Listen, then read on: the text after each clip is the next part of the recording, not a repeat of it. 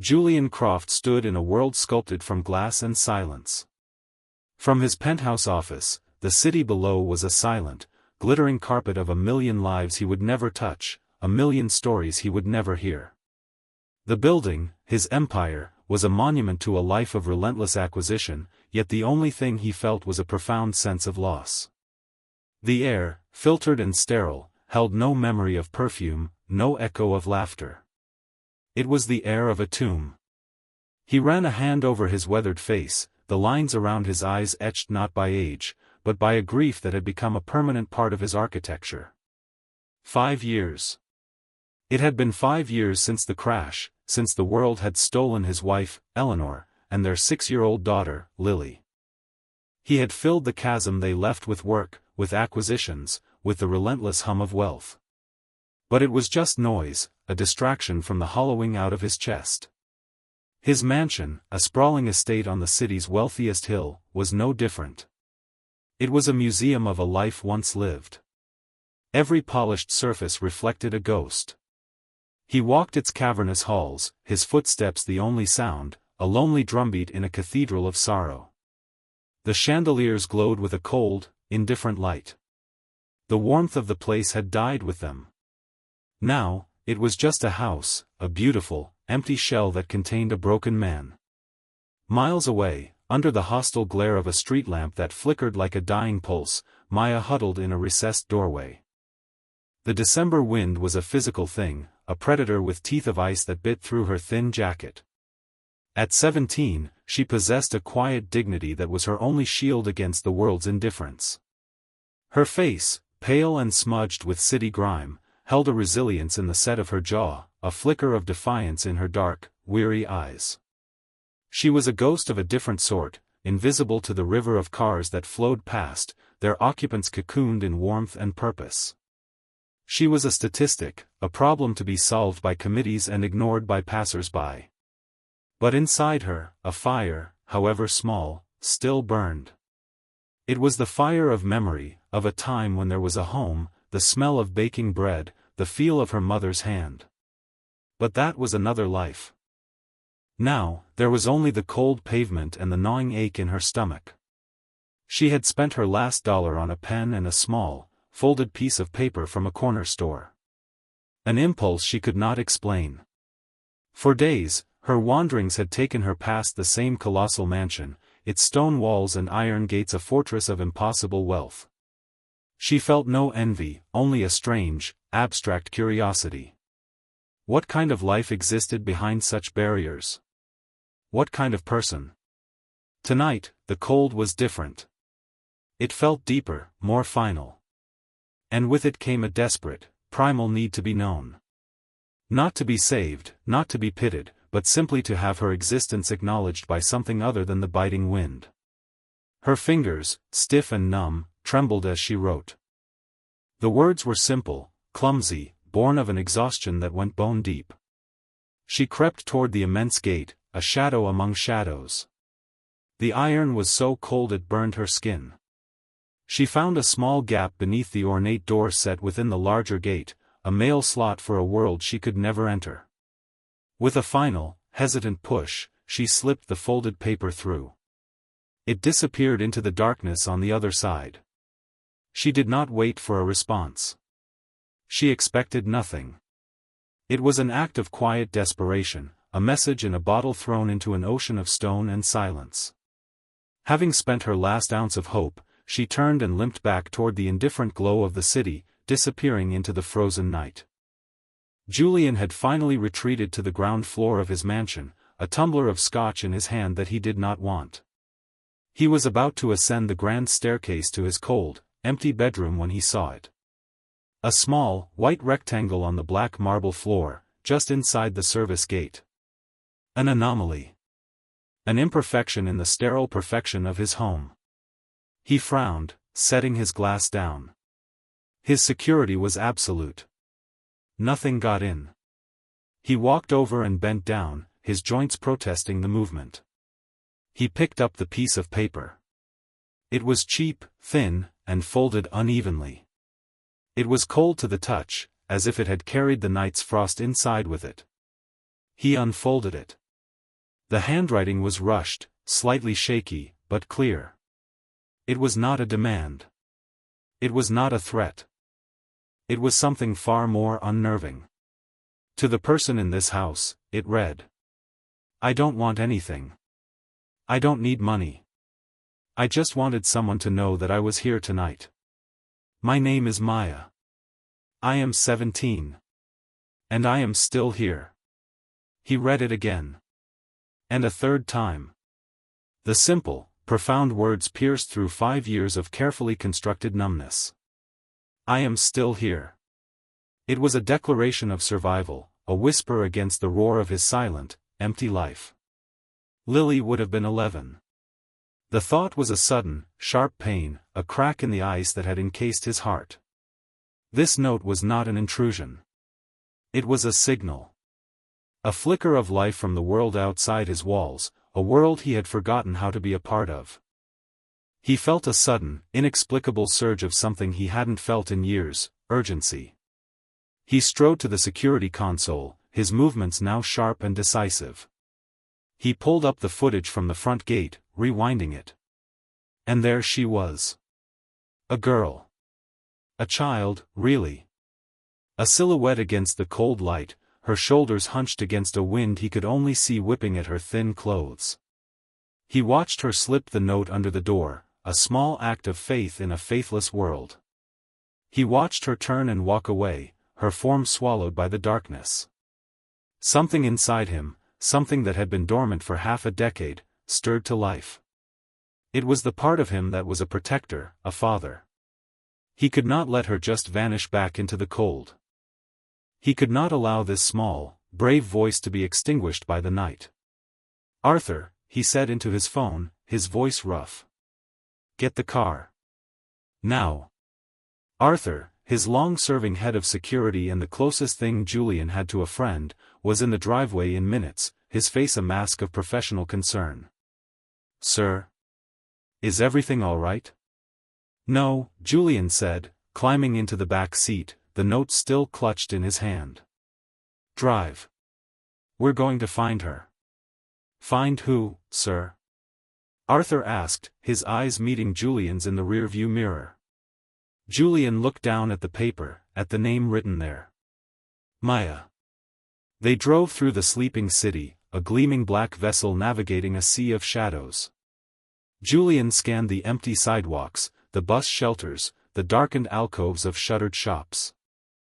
The city at night was a different beast, its glittering facade stripped away to reveal a harsh, unforgiving skeleton. He saw pockets of humanity huddled for warmth, figures lost in the margins of society.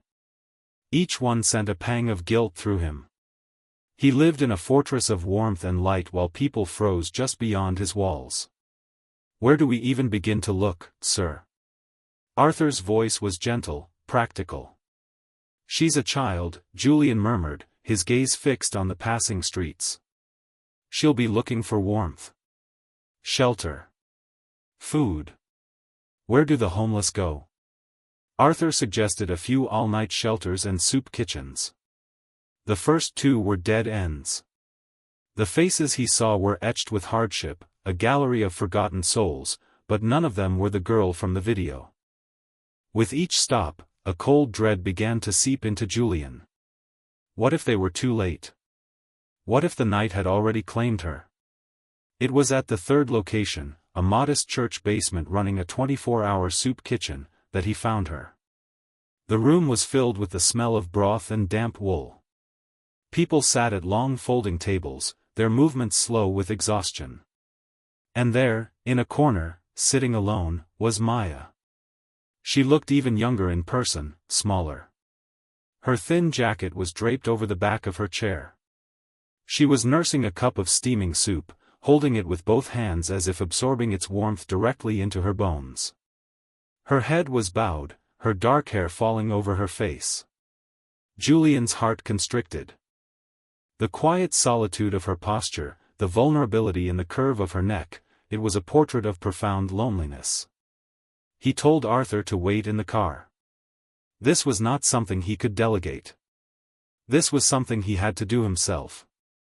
He approached her table slowly, his expensive shoes silent on the linoleum floor. He felt clumsy, out of place, an invader in this sanctuary of need. He stood before her for a moment, and she looked up, her eyes widening slightly at the sight of a man in a tailored overcoat standing over her. There was no recognition in her eyes, only a flicker of weary caution. "Maya?" he asked, his voice softer than he intended. She flinched at the sound of her name. A spark of fear lit her eyes. "How? How do you know my name?" He held up the small, folded piece of paper. "You left this." Her gaze dropped to the note, and a blush of shame crept up her neck. She looked away, tucking a strand of hair behind her ear. "I'm sorry. I didn't mean to bother anyone. Her voice trailed off. "You didn't bother me," Julian said, pulling out a chair and sitting opposite her. The move seemed to surprise her. People like him didn't sit in places like this. "You made me think." She looked at him then, truly looked at him, her gaze direct and searching.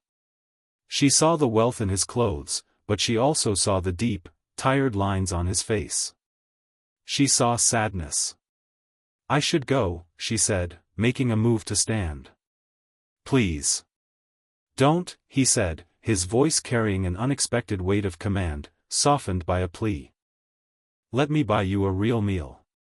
A hotel room for the night. Somewhere warm. Somewhere safe." Her back stiffened. The shield of her dignity snapped back into place. "I told you. I don't want money."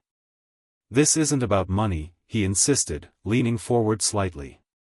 "This is about a human being seeing another human being in the cold and wanting to help. Please. Let me help." She studied his face, searching for a trick, for pity, for some angle she couldn't see. But all she found was a strange, desperate sincerity. The warmth of the room was making her drowsy, the soup a small miracle in her stomach. The thought of a bed, of a locked door, of a single night without fear, was a siren song. She gave a small, almost imperceptible nod. "Just for tonight." A wave of relief washed over Julian, so potent it surprised him. "Thank you," he said, as if she were the one doing him the favor. He took her to a discreet, high-end hotel where he kept a suite for visiting executives. He handled the check-in himself, ignoring the curious stare of the night manager. He led her to the suite, the plush carpet swallowing the sound of their footsteps. The room was warm and quiet, the air clean. For Maya, it was like stepping onto another planet. She stood awkwardly in the middle of the living area, clutching her thin jacket like a life raft. "This is too much." "It's just a room," Julian said gently. "There's a stocked fridge. Take whatever you want. The bedroom is through there. Get some sleep. I'll have some clothes sent over in the morning." He turned to leave, but her voice stopped him. "Why?" she asked, the single word hanging in the silent air. "Why are you doing this?" Julian paused at the door, his back to her. He thought of Lily. He thought of the crushing silence of his own home. He thought of the simple, powerful words on a piece of paper. "Because for the first time in a very long time," he said, his voice thick with an emotion he couldn't name, "someone reminded me that I was still here, too." He closed the door behind him, leaving her alone in the warmth. Maya didn't sleep at first. She took a hot shower that felt like a baptism, washing away days of grime and cold. Wrapped in a thick, fluffy robe, she explored the suite. She opened the fridge and stared at the array of juices and foods, feeling like an archaeologist discovering the tomb of a king. It was a world of effortless abundance she couldn't comprehend. She finally curled up in the massive bed, sinking into a mattress that felt like a cloud. The silence was the most profound luxury. There was no wind, no sirens, no threatening footsteps. It was the silence of safety. And for the first time in over a year, she cried. She cried for the mother she'd lost to illness, for the father who had disappeared under the weight of grief and debt, for the home that was no more than a ghost in her memory. She cried until exhaustion finally pulled her into a deep, dreamless sleep. The next morning, Julian returned. He brought not just clothes, but breakfast from a small bakery he used to visit with Eleanor. He found Maya dressed in the simple jeans and sweater he'd had sent over, looking rested but still wary. They ate in a surprisingly comfortable silence. "What happens now?" she asked finally, her voice small. "That's up to you," Julian replied. "I can connect you with social services, find you a place in a youth home. Or, you can let me help you directly. Find you a small apartment, get you back in school. No strings attached." She looked at him, her brow furrowed. "People don't do that. Why would you?" He decided then to offer her a piece of the truth. "I had a daughter. Her name was Lily. She would have been 11. When I read your note, it felt like a message I was supposed to receive. Helping you, it feels like the first meaningful thing I've done since I lost her." The mention of his daughter changed everything. The wall of her suspicion began to crumble. She saw the raw pain in his eyes, a grief that mirrored her own. They were both haunted. "I'm sorry," she whispered. He nodded, accepting her sympathy. "Tell me about you, Maya. What happened?" So she told him. She spoke of a happy, modest life in a small rented house on the east side of town. She talked about her mom's garden, her dad's job at the factory. Then, her mom's sickness, the medical bills that devoured their savings like a plague. After her mother passed, her father unraveled. He lost his job. They lost the house. One day, he just didn't come home. She had been on her own for 14 months. "The house we lived in," she said, her voice wistful, "it was near Oak Ridge. A little blue house with a crooked porch. They tore it all down last year to build some big, fancy community center." Julian went utterly still. The coffee cup in his hand felt like a block of ice. Oak Ridge. The Oak Ridge Community Center. "What did you say?" he asked, his voice strained. "Oak Ridge," she repeated, confused by his reaction. "They built a big glass building there. The Eleanor and Lily Croft Center." The name hit the air and shattered the quiet intimacy between them. Maya's eyes widened as she put the pieces together. Croft. The name on the building. His name. Julian felt the floor drop out from beneath him. He had built that center. It was his grand tribute to his wife and daughter, a beacon of charity and hope funded with $100 million of his fortune. He had intended it to be a place of healing, of community, of art and education for the underprivileged. He had poured his grief into its foundation. And in doing so, he had destroyed her home. The irony was so cruel, so staggeringly painful, it stole his breath. His act of memorial had created the very hardship that had driven this girl to his doorstep. He was the architect of her suffering. "It was me," he said, the words tasting like ash. "I built that center. I didn't know. The developers bought up all the property. I never looked at the details, at the individual lives." He trailed off, the excuse pathetic even to his own ears. Maya stared at him, her face unreadable. He expected anger, accusations, hatred. He deserved it. But what he saw in her eyes was a profound, heartbreaking sadness. A sad understanding that the world was just a series of collisions, of unintended consequences. "You built it for them," she said softly, a statement, not a question. "For your wife and daughter." "Yes," he whispered, his head in his hands. "And it left you homeless." "Maya, I am so sorry." She didn't answer. The revelation was too large, too complex to process. The man who had shown her the first kindness in over a year was also the source of her deepest wound. The shared past between them was not one of connection, but of destruction. Over the next few days, a fragile truce formed. Julian, racked with guilt, insisted she stay in the hotel suite. He gave her space, but he also made sure she was safe and cared for. He began making arrangements, looking for a small, permanent apartment for her, setting up a trust to pay for her education. It was a clumsy attempt at atonement, an effort to use his wealth to repair a wound his wealth had created. Slowly, cautiously, they began to talk again. Not about the past, but about the future. He discovered a keen intelligence in her, a love for books and art that had been starved by her circumstances. He bought her a stack of novels, and her joy was so pure, so absolute, it was like watching a flower turn toward the sun. He found himself changing.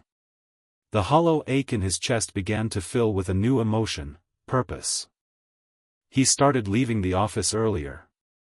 He looked forward to their quiet dinners at the hotel, where she would talk about the book she was reading or a dream she'd had. She was dismantling the walls of his gilded cage, not with a sledgehammer, but with her quiet, unassuming presence. She was bringing life back into his silent world. For Maya, it was a time of bewildering transition. She was learning to trust again, to accept help without feeling like a charity case. She saw past the billionaire and saw Julian, a man drowning in a grief as deep as her own. She began to see the community center not as the thing that destroyed her past, but as a monument to a love he had lost. In a strange way, it connected them. They were two survivors of the same storm, just stranded on different islands. One afternoon, Julian took her to buy a proper winter coat. The simple act felt monumental. As she tried on a warm, navy blue parka, she caught her reflection in the mirror. She saw a girl who looked safe. A girl who was no longer invisible. A small smile touched her lips. Julian watched her, a warmth spreading through his chest that had nothing to do with the heated store. It was the warmth of connection, of seeing another person's happiness and feeling it as your own. But they were not alone. Across the street, a photographer with a long lens lifted his camera. The click of the shutter was silent, unheard. But it was a sound that would detonate their fragile, new world. The next morning, it was everywhere. The front page of the city's most ruthless tabloid. A picture of the two of them leaving the store, Julian's hand resting gently on her shoulder. The headline was a poison dart, grieving billionaire adopts ASTRAY, Julian Croft's new pet project or a guilty conscience. The article was a masterpiece of insinuation and cruelty. It painted Maya as a cunning, street-smart grifter who had targeted the city's richest and most famous widower. It called her a gold-digging orphan and questioned Julian's motives, hinting at a scandal. It mentioned the Oak Ridge Project, twisting his guilt into a sordid secret. When Julian saw it, a cold fury unlike anything he had ever felt seized him. It wasn't the attack on him that mattered, it was the violation of her, the way they had taken her vulnerability and twisted it into something ugly and transactional. He tried to shield her from it, but it was too late. Maya saw the story on a newsstand screen while she was out for a walk, a small taste of freedom. The words hit her like a physical blow. The public's gaze felt like 1,000 hands, grabbing at her, stripping her of the dignity she had fought so hard to maintain. They saw her as a parasite. A project. A stray. They had taken the first real kindness she had known and made it filthy. And worse, she realized, she was a liability to Julian. She was dragging his name, his grief, his private sorrow, through the mud. She was the scandal they had accused her of being. That night, while Julian was on the phone with a team of lawyers, his voice sharp with rage, Maya made a decision. It was the only one she could make. She had to disappear. She could not be the cause of more pain for the one person who had tried to heal her own. She sat down and wrote another note, her second to him. This time, her hands did not tremble from cold, but from a sorrow that felt just as chilling. Julian, it began. Thank you. For the warmth, for the books, for seeing me when no one else did. I will never forget it. But I can't be the reason they hurt you. I can't be the ghost that haunts your future. Please don't look for me. This time, I mean it. Goodbye. Maya. She left the note on the pillow of the bed that had been her sanctuary. She put on the old, thin jacket she had arrived in, a painful reminder of who she was. The new coat, a symbol of a life she couldn't have, she left folded neatly on a chair. Then, she slipped out of the hotel and back into the anonymity of the city. She was gone. When Julian found the note, the silence that descended was heavier and more absolute than any he had ever known. It was not the silence of grief, but of acute, agonizing loss. The fragile warmth that had begun to bloom in his life had been ripped out, leaving a raw, gaping wound. He fell silent. His rage at the media evaporated, replaced by a desperate, hollow fear. He had found her once. But this time felt different. This time she was running not from hardship, but from him. From his world. He did not sleep. He sat in the empty hotel suite, the note in his hand, the new coat on the chair, a silent accusation. He realized with devastating clarity that his money, his power, his influence, all the things that defined him in the eyes of the world, were the very things that had driven her away. He had tried to fix her life with resources, but his resources were the problem. They were a magnet for a cruel, cynical world that could not comprehend a simple act of human kindness. A fierce resolve began to build in the ruins of his despair. The world had misunderstood. They had written their own ugly story. Now, he would tell the truth. He would not use his lawyers or his public relations team. He would use his own voice. He would not stand for this. The next day, he called a press conference at the Croft Tower. The media descended like vultures, sensing blood in the water.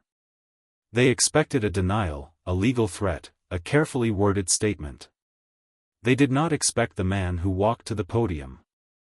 This was not Julian Croft, the untouchable CEO.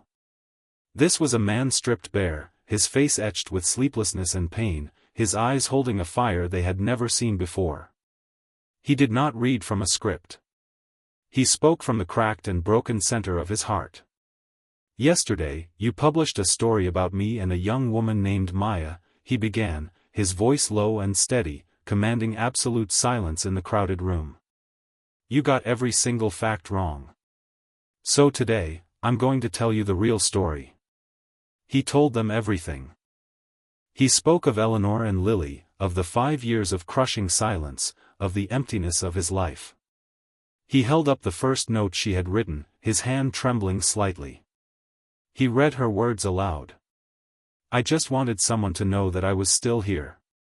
That girl, he said, his voice thick with emotion, did not come to my door seeking money or fame. She came seeking a moment of human connection in a world that had made her invisible. She wasn't a grifter. She was a 17-year-old child, alone and freezing, who chose to write a note instead of giving up. Then, he did the unthinkable. He confessed. You want to talk about a guilty conscience? Fine. Let's talk about it. My proudest philanthropic achievement, the Eleanor and Lily Croft Center at Oak Ridge, was built on the land where Maya's family used to live. My grand gesture of public good, my tribute to my dead wife and child, inadvertently contributed to the destruction of her home. She became homeless, in part, because of me. A collective gasp rippled through the room. This was not the story they had come for. This was a raw, painful, human confession. So, yes, Julian continued, his gaze sweeping across the stunned faces. I helped her. And I will not apologize for it. She is not my pet project, she is a brave, resilient, brilliant young woman who has endured more than any of us can imagine. And in the short time I have known her, she has given me a gift far greater than any I could ever give her. She reminded me how to be human. She broke through a grief I thought would be my tomb. He leaned into the microphone, his voice dropping to a near whisper, yet carrying to every corner of the room. You didn't just hurt a girl with your words. You attacked the very idea that kindness can exist without an agenda. And now, because of your cynical, poisonous world, she is gone. You drove her away. And I will spend every last resource I have to find her and protect her from you. He finished with a final, powerful statement. Maya is not the ghost haunting my future. She is the first light of a new morning. And I will not lose her. He turned and walked away from the podium, leaving behind a room of stunned, silent reporters. The story was no longer about a billionaire and a stray. It was about redemption, guilt, and a desperate search for connection. Julian didn't stop. He used his network, but this time, he led the search himself. He went to every shelter, every soup kitchen, every corner of the city where the forgotten found refuge. For 2 days, he found nothing. The city had swallowed her again. He was beginning to lose hope when he got a call from a woman who ran a small youth shelter on the far side of town, a place off the beaten path. She had seen his press conference. And she had a new arrival. A quiet, sad girl who fit the description, who called herself May. Julian drove there himself, his heart pounding with a mixture of hope and fear. He found her in a small, common room, staring out a window at the rain-streaked street.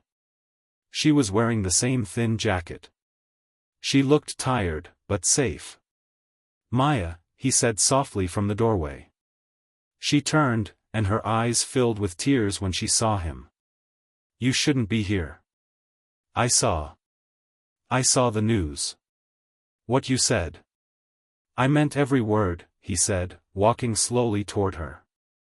He stopped a few feet away, giving her space. I came to ask you a question. And I want you to think carefully before you answer.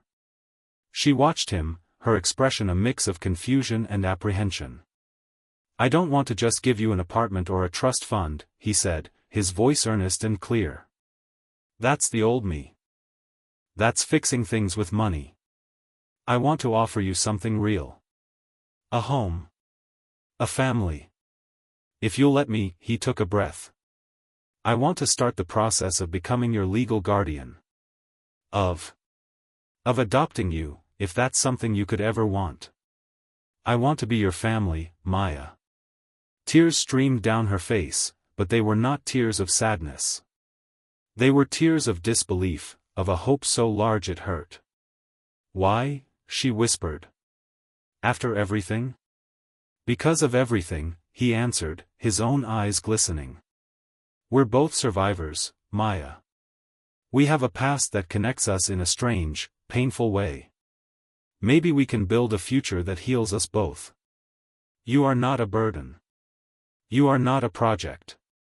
Your family, he took a step closer. You don't have to be invisible anymore. Please. Come home. She didn't have to answer. She closed the distance between them and wrapped her arms around his waist, burying her face in his coat. It was a hug of desperation, of relief, of belonging. Julian held her tightly, a father protecting his daughter. The broken pieces of his heart were beginning to knit themselves together, forming something new, something stronger. He was no longer just a billionaire. He was Julian. And he was home. 1 year later, the sprawling mansion on the hill was no longer a tomb. Laughter echoed in the hallways, a sound Julian once thought he would never hear again. The cold, sterile rooms were filled with life, with stacks of books, art supplies, and the lingering smell of Maya's attempts at baking. The adoption was finalized.